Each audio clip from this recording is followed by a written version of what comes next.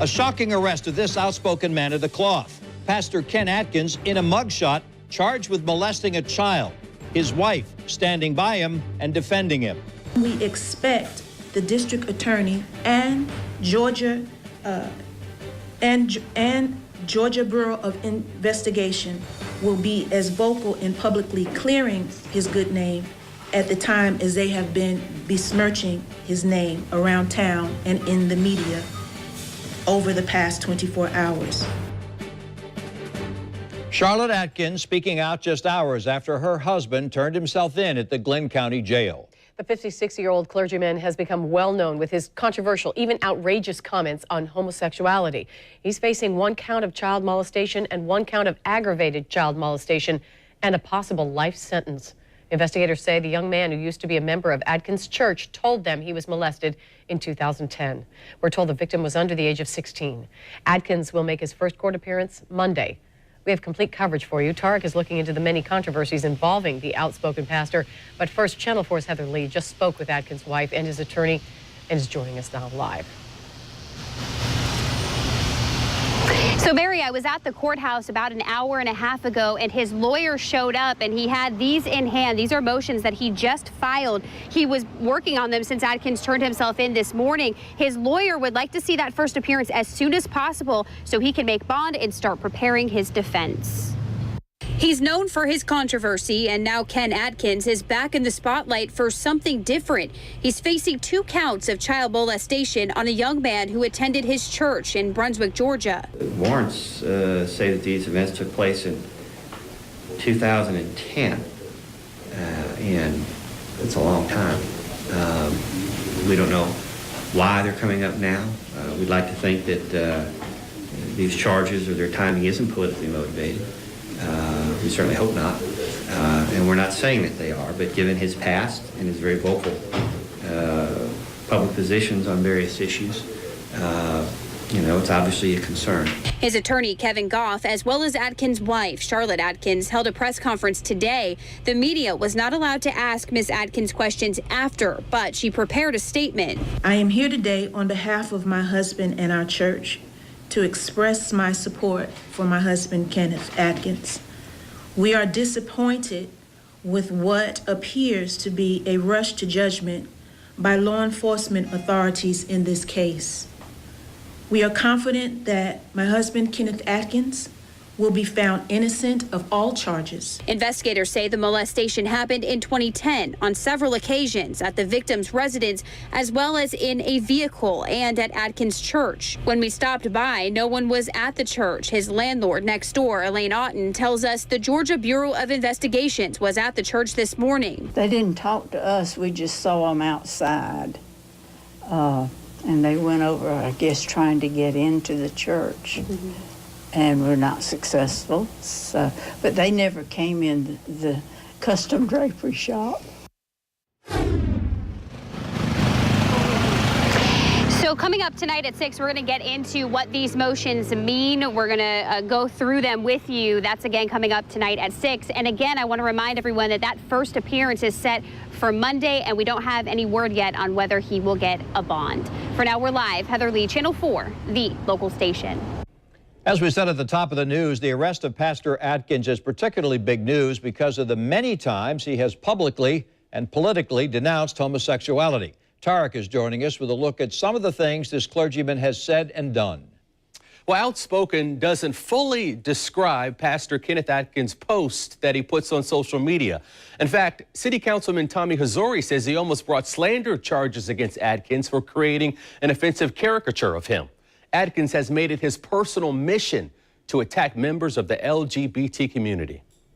4 days after 49 people were murdered in an LGBT club in Orlando, Pastor Kenneth Atkins took to Twitter and posted this. Been through much with these Jacksonville homosexuals, that I don't see none of them as victims. I see them as getting what they deserve. You gonna take Miss Jane Wild? Atkins, who often dressed in drag to express his disdain for homosexuals, said the public took the tweet out of context. For what? What is you taking Miss Jane to jail for? For years, he's been utilizing social media to make his point. He posted this video on YouTube to poke fun at a Brunswick school board member. In May, Atkins took aim at school superintendent Nikolai Vitti with this caricature posted on Twitter in reference to a discussion about transgender bathrooms in Duval County. I don't trust him. But Councilman Tommy Hazouri says Atkins crossed the line when he superimposed his face on this tweet meant to express his disgust for LGBT rights. I was this close to, if we hadn't withdrawn it at the time, to filing a charge for slander, because it wasn't just to me, it was to the whole council. It wasn't about freedom of speech. It was the abuse that he did with his characters that he did, and caricatures, rather. Hazouri says he's not surprised by the arrest of Bishop Atkins, who agents say molested a young boy in his own church. He says dressing in drag and posting offensive content online promotes hate. It's not the LGBT community we should be concerned about. It's the sexual predators. And if he's a sexual predator, then he deserves to get whatever is due him, notwithstanding the fact that he supposedly is a minister. I don't know who he ministers to. Kenneth Atkins worked with Mayor Lenny Curry on a panel to discuss the HRO law. The mayor today issued this statement. I know nothing more about the allegations than what has been reported in the news, but it sickens me. If he is found to have done what he stands accused of, he deserves the fullest punishment the law allows. Tom? Thank you, Tarek. Our coverage does not end here. Channel 4's Francesca Amaker is in Brunswick right now getting community reaction. And for information anytime, go to news4jax.com to get an update.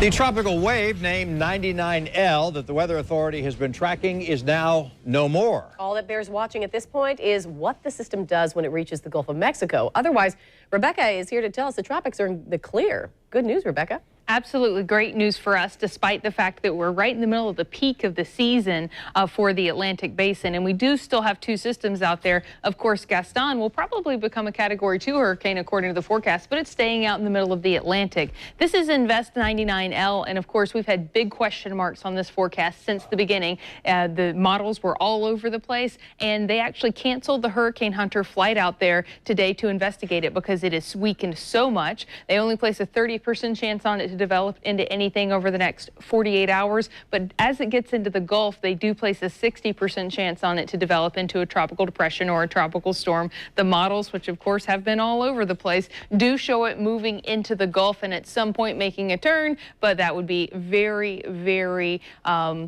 indecisive at this point as far as the confidence on this forecast goes. So we're going to keep an eye on it. Of course, we'll keep you updated. But as of right now, the tropics for us locally is all quiet. We are tracking some chances for rain, not only in your weekend, but also in your work week ahead. I'll give them to you hour by hour, coming right up. Thank you, Rebecca. Now's a good time to download our Hurricane Tracker app. You can track any tropical trouble along with the Weather Authority. Plus, there's great information to keep you safe before, during, and after the storm.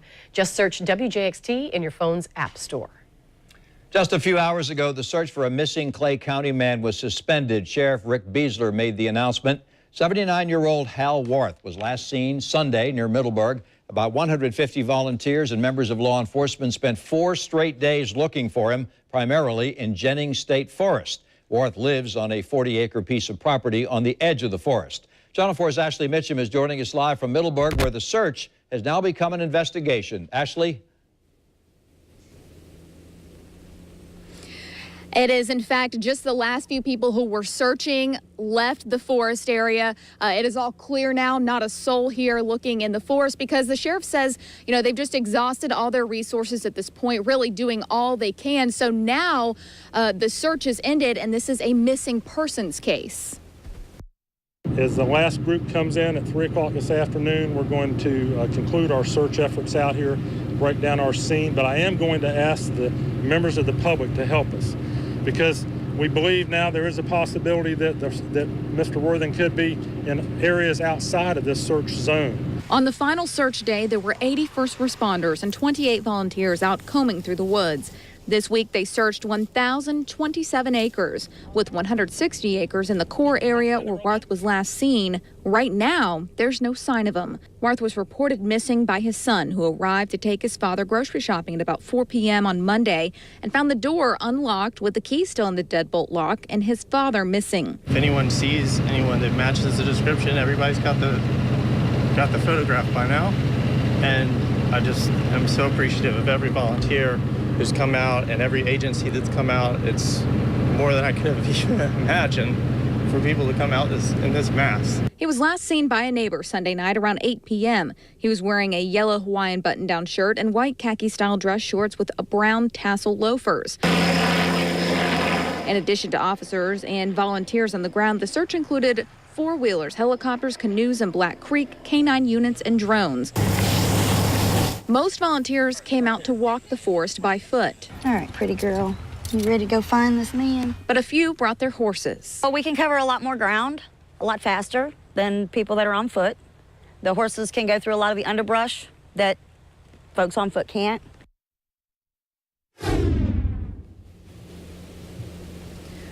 And police say that there is no foul play suspected, but if you see Warth, please call the sheriff's office. I'm live, Ashley Mitchum, Channel 4, the local station.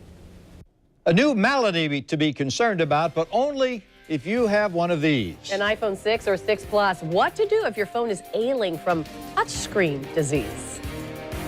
And the scare at this local early voting spot, why the Pablo Creek Library had to be cleared out. The Hyundai summer clearances. Some good news as you head out and about this Friday evening. Within the last half hour, all traffic signals at Bay Meadows Road and Southside Boulevard are back on. The lights were out for several hours because of a crash there.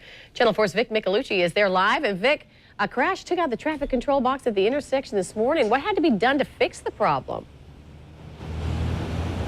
Well, it happened about 1 o'clock this morning, and it took about 16 hours for crews to get everything up and running again.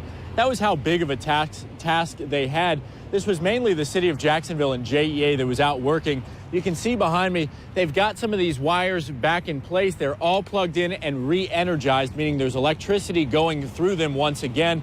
They still have to do a little bit to make sure that everything is back exactly where it should be. Now, this happened about 1 o'clock this morning when police say a driver of an SUV crashed into this box here. It caused a lot of damage, shut off the electricity in the area as well as the red lights. But now let's take a look at the intersection of Bay Meadows and Southside Boulevards.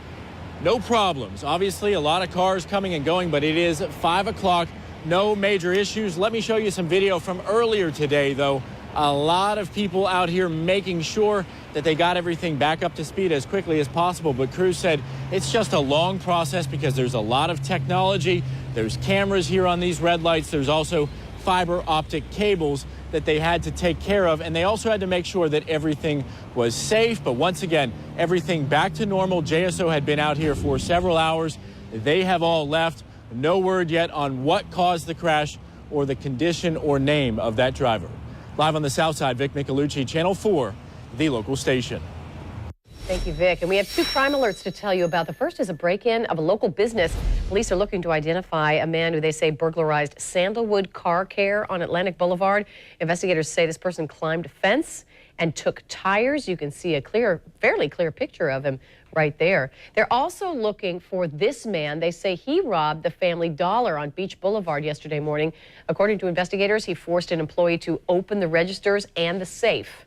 If you have any information about either one of these crimes, you're asked to call Crime Stoppers at 866-845-TIPS. Election 2016, early voters who went to Pablo Creek Library this morning wound up being evacuated briefly. According to the fire department, the cause turned out to be a false alarm. Nevertheless, the library will be closed until Sunday, except for the room in the building where early voting is still going on. It ends Sunday, as it does in all early voting locations here in Duval County. And a brand new Mason-Dixon poll shows Hillary Clinton no longer has a big lead over Donald Trump here in Florida. The two are now virtually tied, with Clinton's lead just 2 points. The Jacksonville-based polling company says the race is essentially tied in the crucial I-4 corridor. Many of you saw it here on News4Jax.com, our internet event, an hour-long debate by the candidates for state attorney. In response to many requests, we will now show it here on Channel 4. You can see it Sunday starting at 5 p.m. We know it will be of particular interest to those voters who remain undecided. And for all of your election needs, go to news4jax.com. There you can check your voter status and get information from our voter's guide. It's all right there right now on news4jax.com/election. And covering Riverside, the city's newest YMCA is now open. The ribbon cutting for the Winston Family YMCA took place this morning. The new $21 million facility replaces the Yates family building that stood for the past 60 years. Take a look. It features state-of-the-art equipment, 2 indoor lap pools, an indoor track, and membership starts at around $60. It did not take long. An offer of low-price laptops for Duval County students quickly sold out. The used computers were for sale for $50. Superintendent Nikolai Vitti says the district replaces computers every 3 to 5 years, even if they still work. The school system previously made about $20 per computer, selling them to be recycled. Keeping your family safe, Channel 4 is the weather authority. And we're keeping an eye on some coastal showers that have wandered onshore. The showers that passed through around the lunch hour are now along I-75, and so they're pushing further to the west. We are all clear for most of our counties for football tonight, but we do have some showers wandering onshore for Glenn, Camden, and McIntosh counties, and so these showers will push through briefly. It won't be a washout, but you may be caught in a downpour for about 10 minutes before it moves on. And the northeasterly winds that are pushing these showers onshore, they continue through the weekend, and we have similar chances for rain as we move through the weekend. Coastal showers will be pushed onshore by those strong northeasterly winds. Temperatures were a little bit warmer away from the coastline, and they're still pretty warm in Waycross at 94 degrees. But of course, the coastline was kept a little bit cooler by our northeasterly winds, and it's helping us cool off this evening as well. We're at 88 in Brunswick, Jacksonville, and St. Augustine, 91 in Gainesville, and 86 in Lake City. Here's a look at what you can expect for this evening. We have that potential for an inland shower, and then we have that potential for a coastal southeastern Georgia shower as well. But northeastern Florida should be dry for the rest of the evening. It's warm and humid out there and very breezy. The winds will continue overnight. They will lighten up just a bit during the overnight hours, but we are still expecting the presence of wind, and that's usually something that we see die down completely because it's driven by daytime heating. Well, that's not the case with these northeasterly winds. They'll be rushing in during the overnight hours as well. Now, the northeasterly winds will bring some showers on shore throughout the weekend, so let's walk through your chances for rain for the weekend, hour by hour. Here we are tonight. Most of our chances for showers to the west of I-75 for the evening hours were relatively quiet, partly cloudy skies, a few more coastal clouds than anything to wake up to on Saturday morning. We have a 20% chance for rain on Saturday. We have a slightly better chance to see those coastal showers wander onshore in our southern regions, and so therefore your chances for rain in Putnam, Clay, and St. Johns County, as well as Flagler, you're looking at more of a 30% chance for rain on Saturday. And so these coastal showers will push onshore. They will make it inland because we will be warm, especially it will actually be warmer over our inland areas than we will be over our coastal zones. So they're not going to fade as they push onshore. By 2 to 4 o'clock, they could reach our inland counties, and then they will continue to push inland throughout the evening hours. We have an ever so slight, about 20% chance for rain overnight, Saturday night moving into Sunday. And so we may see a few overnight showers wandering onshore early Sunday morning as well. Now, Sunday's chances for rain build. We're looking at a 30% chance for rain on Sunday in Duval and about a 50% chance for rain once you make your way to the south of our area. So southern showers once again more prevalent than southeastern Georgia. Especially during the afternoon hours, we'll see a few showers popping up and pushing onshore. I know a lot of folks are headed out to the Jags game on Sunday, and it is one of those games where we have to watch the radar, especially for the tailgate, because we will have some showers pushing onshore and making their way inland, but any showers that do form will be passing. There won't be a storm that sits there and rains the game out. If you're headed out to football Friday tonight for high school football, it'll be warm and breezy, and of course we've got the Baker County and St. Augustine game with 80s out there and nice and warm. As far as what you can expect for tonight, it's breezy and pleasant with low 70s out there. We have that 20% chance for rain building in with strong northeasterly winds tomorrow. And then as we make our way into the weekend, we have a slightly better chance for rain on Sunday, but then tropical moisture sets in and we've got scattered thunderstorms nearly every single day during the work week. The winds do eventually die down by the end of the work week, though. Mary and Tom? Thanks, Rebecca. The Jaguars take on the Bengals at Everbank Field this Sunday night, and you can join us for our pre-game show, that is. Sam will have insight into any last-minute game time decisions, and Francesca Amaker will be at the stadium talking to fans excited about what they're seeing this preseason. Join Tarek and Joy this Sunday night at 6:30 right here on Channel 4. Touchscreen trouble for those of you with one of these. The one repair that needs to be done to help cure your iPhone 6 or 6 Plus of touchscreen disease. When you live and work here. A consumer alert for everyone with an iPhone 6 or 6 Plus. There are reports that some owners are experiencing a problem that stands out from all other problems. Joy has a look at what is being called iPhone touch disease. We use our phone's touch screen for everything from opening the phone to making calls, emails, using the apps. Here's what you need to know. The phone's touch screens start becoming less and less responsive until a gray bar starts flickering at the top. Then it stops working altogether. This is what happens over time and repeated use. What makes the touch screen work inside of the phone flexes until the solder on the chips that control the touch screen become loose. The only way to fix it is to replace the chips inside the phone that controls the touch screen. According to one website, if your phone is under warranty, Apple will repair it. But if it's out of warranty, you'll either have to pay to replace the parts or buy a new phone. However, Apple may not be able to fix this issue. That's because the in-store geniuses aren't really equipped to do this kind of soldering work. You'll have to go to a third party who is a specialist to get this kind of work done. Well, it's hoped to cut down on the number of deadly crashes on the nation's highways. The federal government is looking to limit how fast trucks, buses, and other large vehicles can drive. Today's proposal wants to keep drivers from speeding by electronically capping speeds with a device. That device would be in new U.S. vehicles that weigh more than 26,000 pounds. Regulators are considering a cap of 60, 65, or 68 miles per hour, though that could change. The proposal is not final yet. It won't be approved until after the public gets to weigh in. Love reading? Well, now's your chance to stock up. How you can get a couple of big bags of books at a bargain price next. Excitement. Friends of the Jacksonville Public Library preparing for the group's Bag of Books sale. It's underway right now and runs through Sunday at 5 p.m. at the Book Warehouse on University Boulevard in Arlington. Anyone who's not a member of the Library Friends can join tonight. An annual membership is $10. Members Night runs until 8 p.m. this evening. Members can buy one bag of books and get a second bag free. For more information on the book sale, you can call this number, 630-2304. A great deal. And stay with us. There's more to come. Including a local business owner looking for help catching a crook who hit him twice. The news continues with Tarek and Joy. Robbed twice within the past 3 months. Out thousands of dollars in pricey equipment. You know, he didn't get all of our equipment. That's the nice thing about it. But he did get some very essential equipment. Why this landscaping owner hopes this time the culprit will be caught. Election 2016, ballots cast, already being counted. But will your vote count? Channel 4's Jim Piggott takes a closer look. And it's that time of the year again. We'll take you live to the first Football Friday game of the year as students prepare for the big game. Live from the local station, News 4 Jax starts now. Creeping around a Mandarin lawn service company, stealing thousands of dollars of equipment, and the owner tells us this isn't the first time his business has been targeted. Well, now he's hoping you can help find that thief. Channel 4's Chris Parento spoke with the owner about the impact this is having on the business.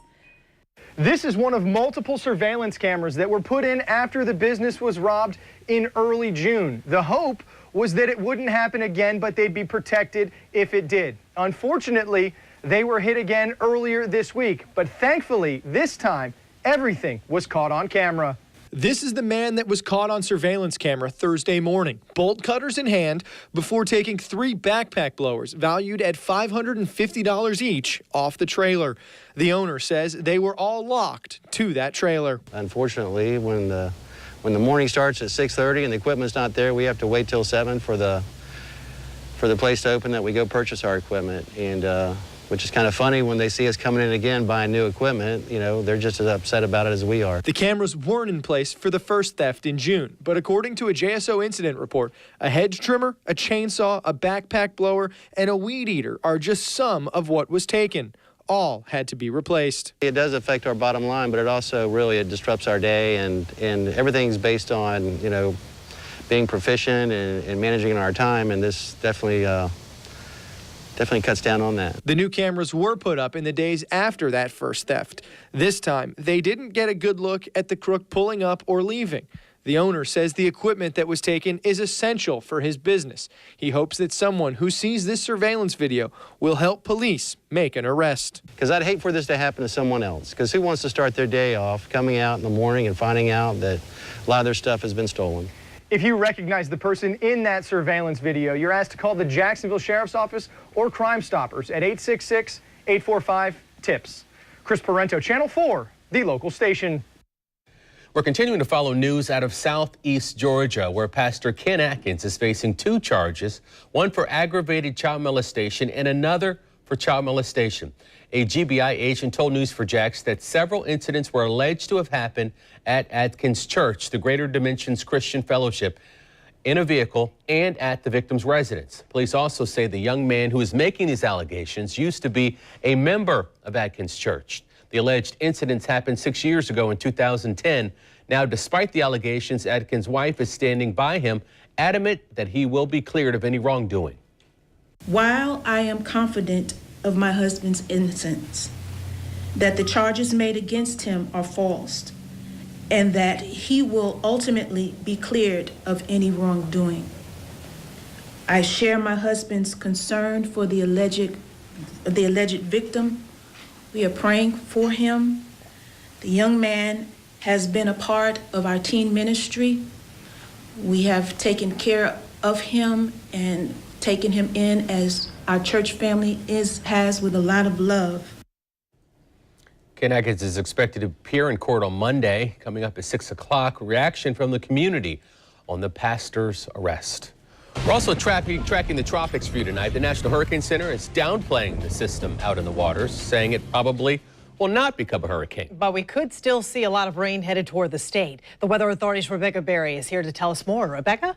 The best news is that it's not headed towards us. It is continuing to track to the south, and it could bring a lot of rain to South Florida, but the National Hurricane Center canceled the Hurricane Hunter trip out to investigate it today because it's just falling apart. Now, they place a 30% chance on it to develop into something over the weekend, but a 60% chance on it to develop into a tropical depression over the next 5 days. And so as it gets into the Gulf, it is forecasted to become, this situation is forecasted to become a little bit more conducive for it to develop, but it would have to make it to that point. And so we're keeping an eye on it, and we'll keep you constantly updated as the National Hurricane Center provides us with more information. This is Gaston out there. Still a pretty nice system, expected to become a Category 1 or 2 hurricane over the weekend, but it's a fish storm. It's going to stay out over the Atlantic and completely avoid land at all costs. So that is all good news for our area. Right now, locally, we're seeing northeasterly winds set in, and that will bring us some chances for rain into your weekend forecast. I'll walk you through what you can expect hour by hour coming right up.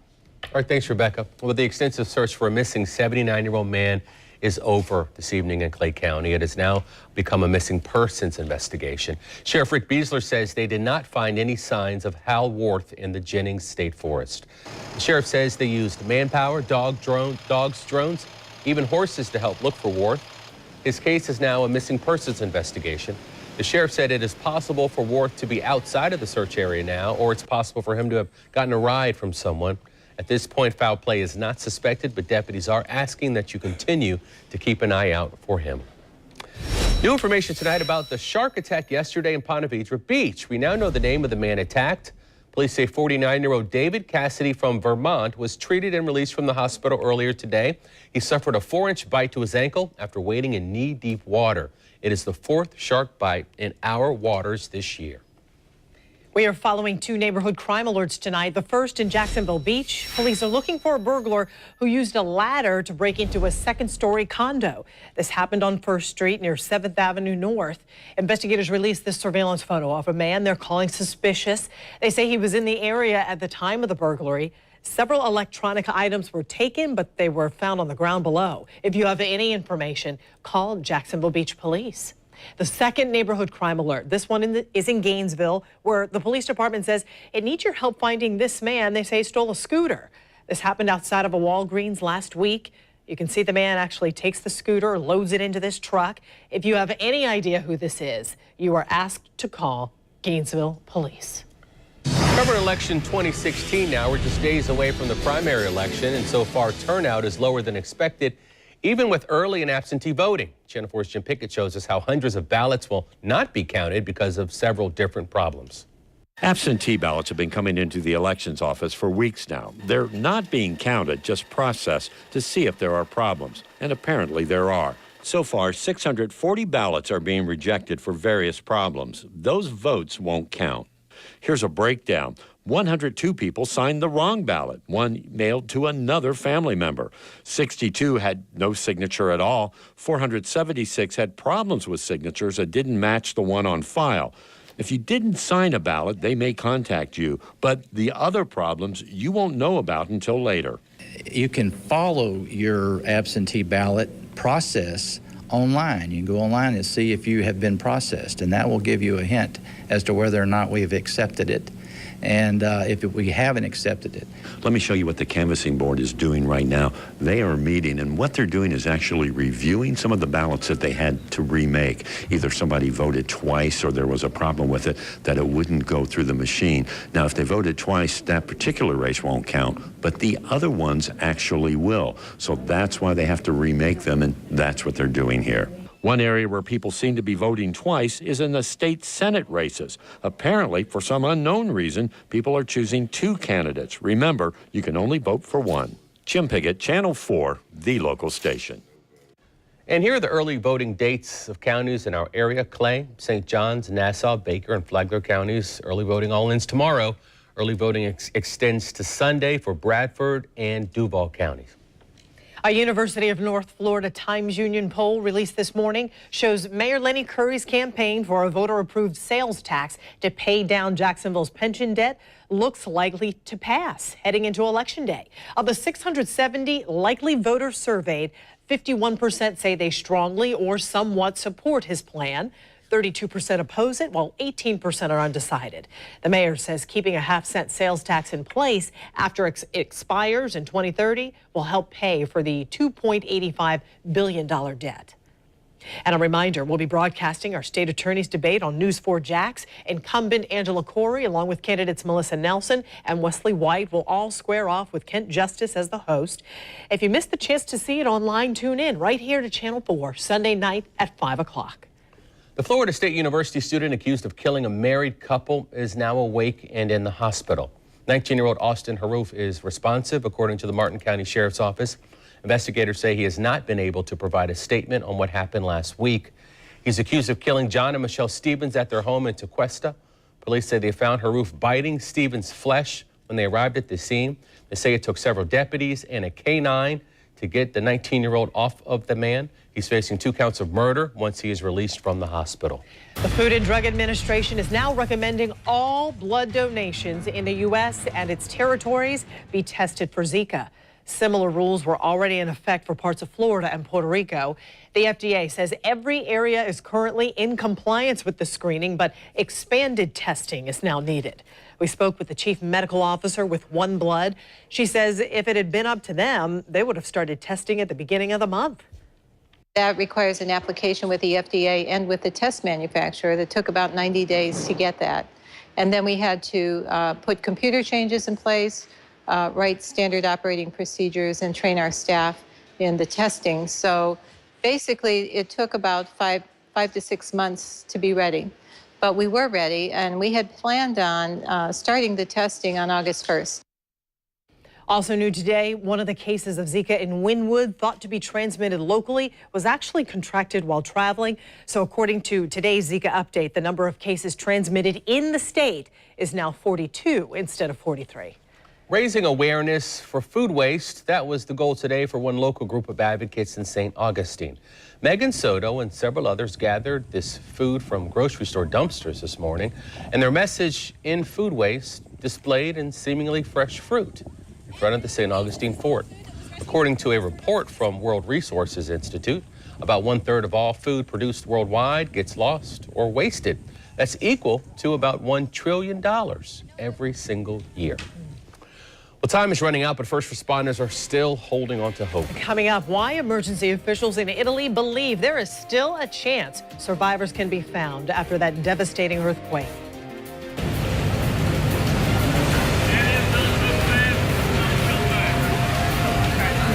We're live in Baker County where the Wildcats are about to take on the Hornets for Football Friday! There's no other time. Covering Flagler County, the sheriff's office is investigating a set of remains found at a construction site in Palm Coast.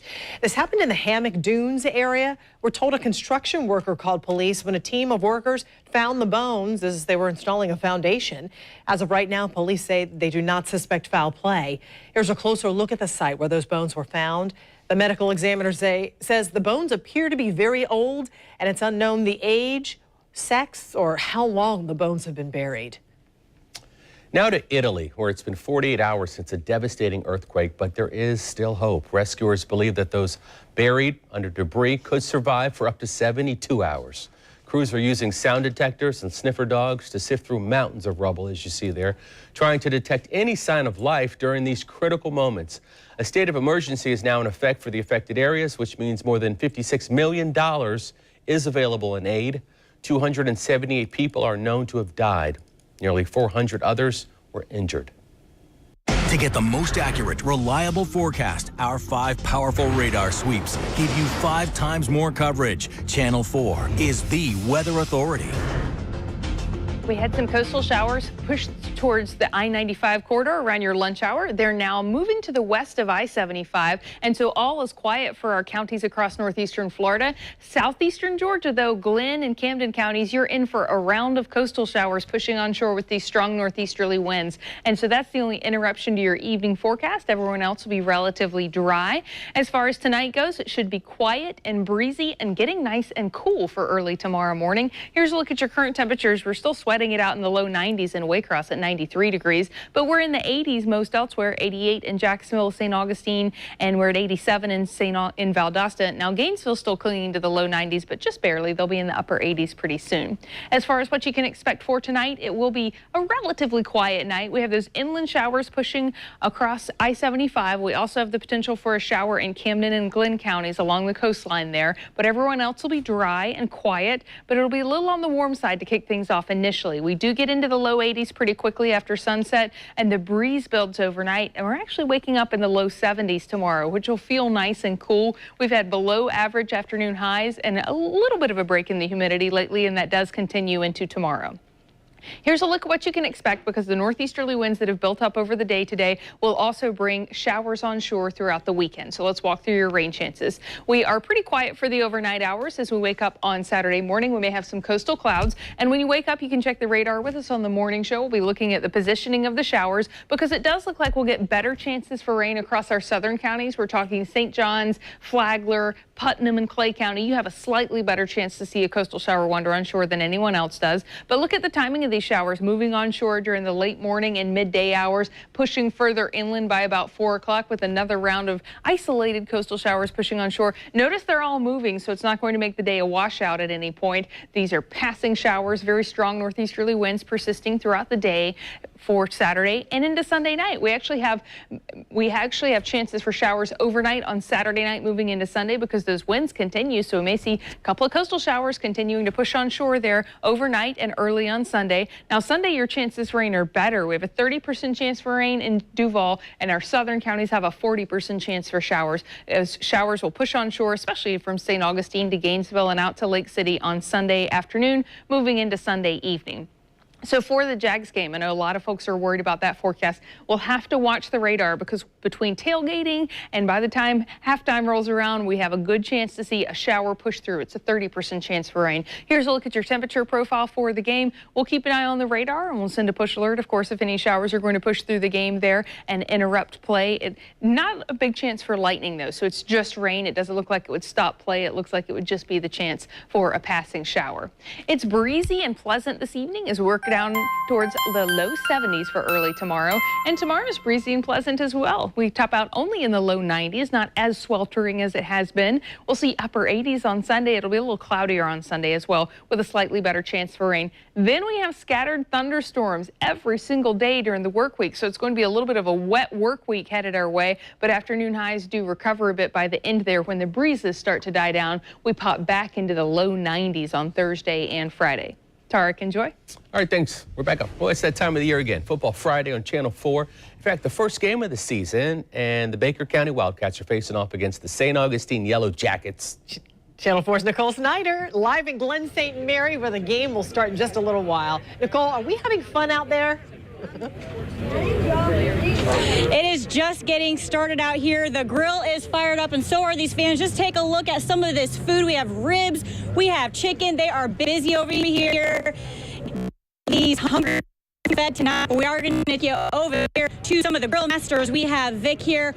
You also have a son on the team. Tell me about what your excitement is like right now. Very excited about this year. Jamie Rogers is coming back. He done an outstanding job in Live Oak. Now he's coming back to his hometown. Looking for exciting things out of his program. He's a straight-up guy. I've been around Jamie all his life. His oldest brother was one of my best friends, and we played football together right here on this same field. And I'm looking forward to Jamie and see what he's got for us tonight. First game of the season, you got those jitters, all the communities coming together. What is your favorite part of this? The opponent, really, because we're playing one of the best teams in the North Florida, St. Augustine. They've got a real good team. They've had a real good tradition, and they've always been tough. They've always played us tough. And so starting off with a good team, and it's going to show you where you're at. It's going to give you things to improve upon. And so I think the only thing he'll do is go forward from here. Yeah. And Tim, put into one word what tonight means to you. Excitement. For me personally, because my son's playing in our community, you'll feel the electricity, not guaranteed. It's going to be loud. Let's go. All right, and that game kicks off here in just about an hour. We're going to have a full recap for you tonight and all the excitement tonight at 10 o'clock. For now, reporting live in Baker County, Nicole Snyder, Channel 4, the local station. Thank you, Nicole. Get you some of that barbecue. And folks, don't forget to vote every week for the chance to see your team featured on Football Friday on 4. Head to our website, news4jax.com/football-Friday to see a full list of games for this week and next week. Voting is already up for the second game of the week. All right, 5:51 on a Friday evening, and that is not what you want to see when you're headed home. 2 southbound lanes of I-295 blocked just north of Roosevelt. You can see that back up from our DOT camera. A semi-truck that you see there on the left side of your screen has flipped. And according to FHP, at least one person has been injured in this crash, and the traffic behind that accident is backed up for a while. We'll continue to monitor this developing story and bring you updates just as soon as we know that they're able to right that truck or remove it from the road and get traffic flowing. We'll be right back after a look at All-Star Athlete. Here's this week's VyStar All-Star Athlete. Nola Carter is being recognized for outstanding achievements in athletics, academics, and community service. She's on the National Championship Lady Trojans basketball team at Jean Ribault Senior High School. And Nola has been the captain of the girls' varsity basketball team since the 10th grade. And she's on the bowling team.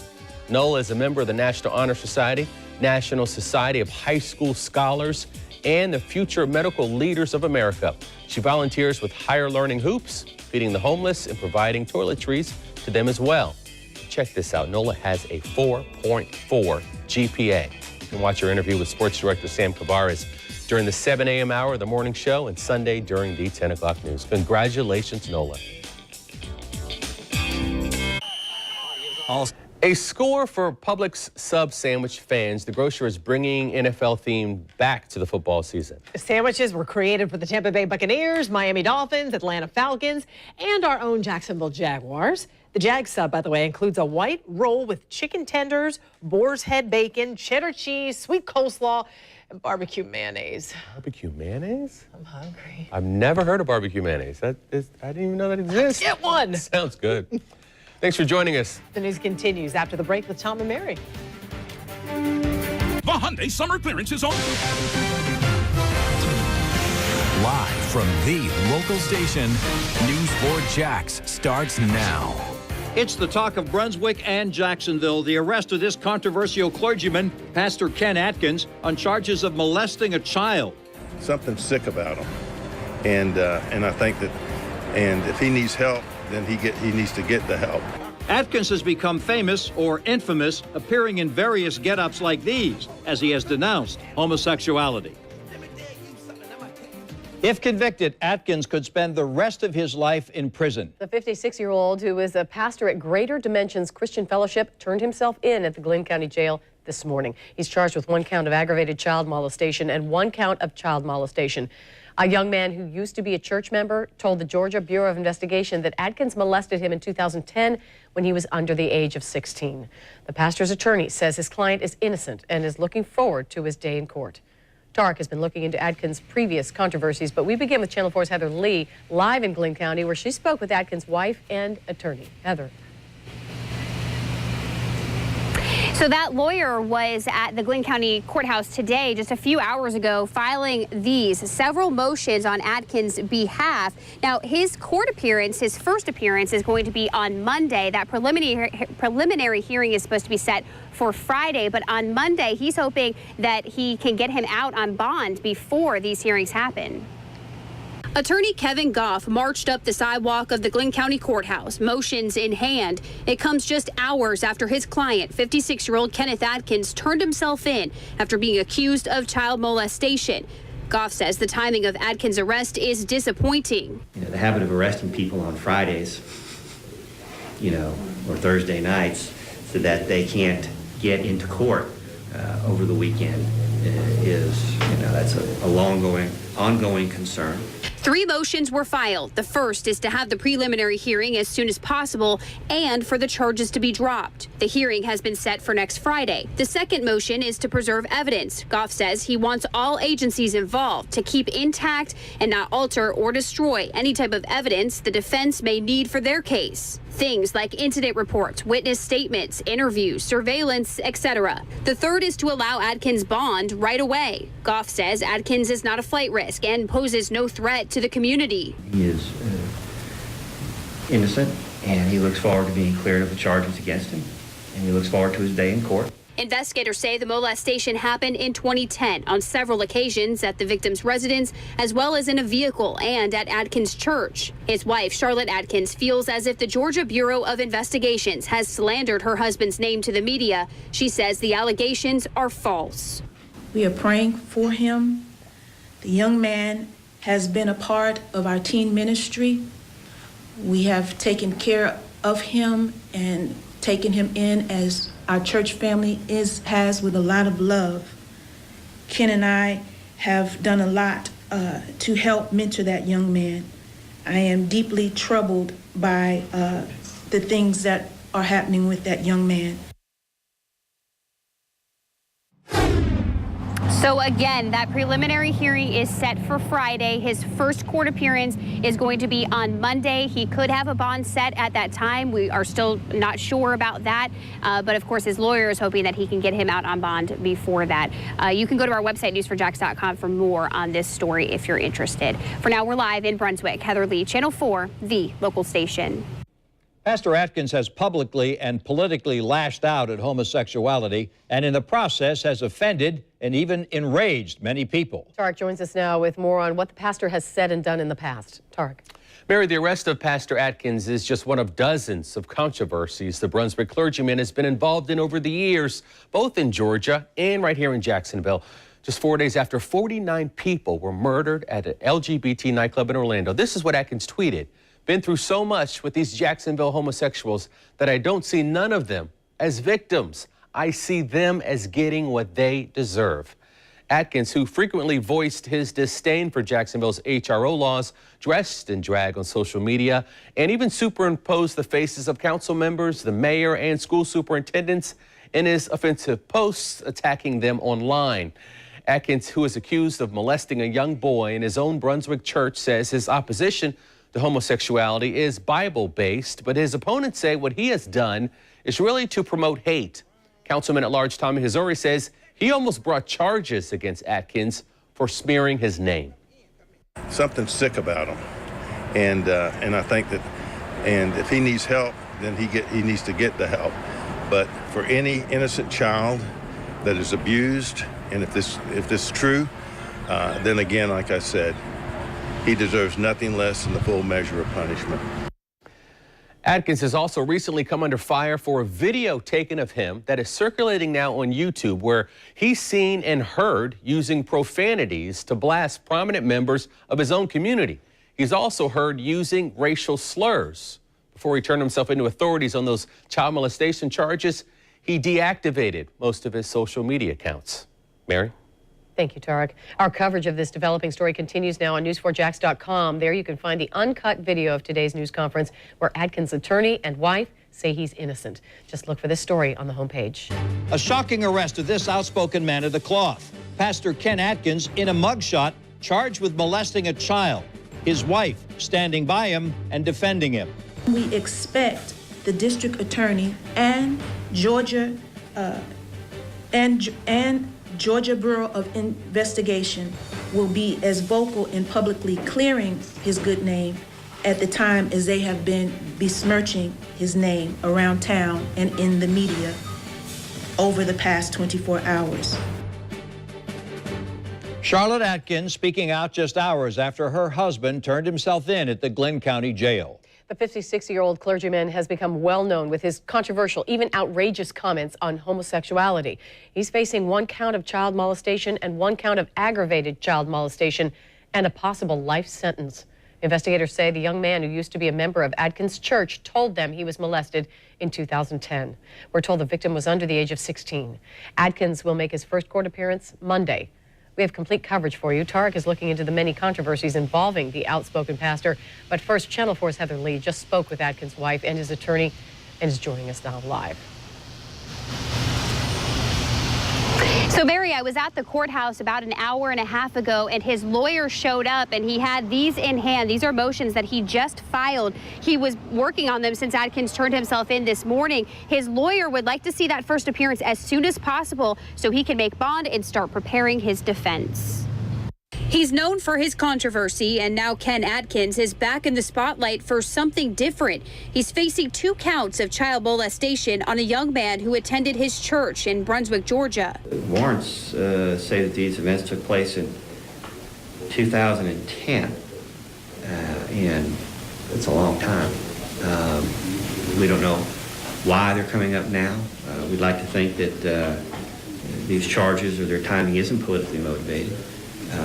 We certainly hope not, and we're not saying that they are, but given his past and his very vocal public positions on various issues, it's obviously a concern. His attorney, Kevin Goff, as well as Atkins' wife, Charlotte Atkins, held a press conference today. The media was not allowed to ask Ms. Atkins questions after, but she prepared a statement. I am here today on behalf of my husband and our church to express my support for my husband, Kenneth Atkins. We are disappointed with what appears to be a rush to judgment by law enforcement authorities in this case.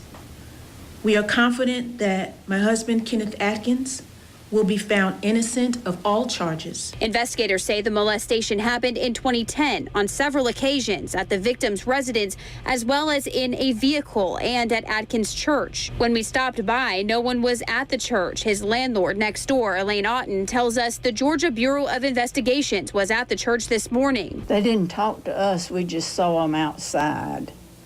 And they went over, I guess, trying to get into the church. And were not successful. But they never came in the custom drapery shop. So coming up tonight at 6, we're going to get into what these motions mean. We're going to go through them with you. That's again coming up tonight at 6. And again, I want to remind everyone that first appearance is set for Monday, and we don't have any word yet on whether he will get a bond. For now, we're live. Heather Lee, Channel 4, the local station. As we said at the top of the news, the arrest of Pastor Atkins is particularly big news because of the many times he has publicly and politically denounced homosexuality. Tarek is joining us with a look at some of the things this clergyman has said and done. Well, outspoken doesn't fully describe Pastor Kenneth Atkins' post that he puts on social media. In fact, City Councilman Tommy Hazouri says he almost brought slander charges against Atkins for creating an offensive caricature of him. Atkins has made it his personal mission to attack members of the LGBT community. 4 days after 49 people were murdered in an LGBT club in Orlando, Pastor Kenneth Atkins took to Twitter and posted this. Been through much with these Jacksonville homosexuals, that I don't see none of them as victims. I see them as getting what they deserve. You gonna take Miss Jane Wild? Atkins, who often dressed in drag to express his disdain for homosexuals, said the public took the tweet out of context. For what? What is you taking Miss Jane to jail for? For years, he's been utilizing social media to make his point. He posted this video on YouTube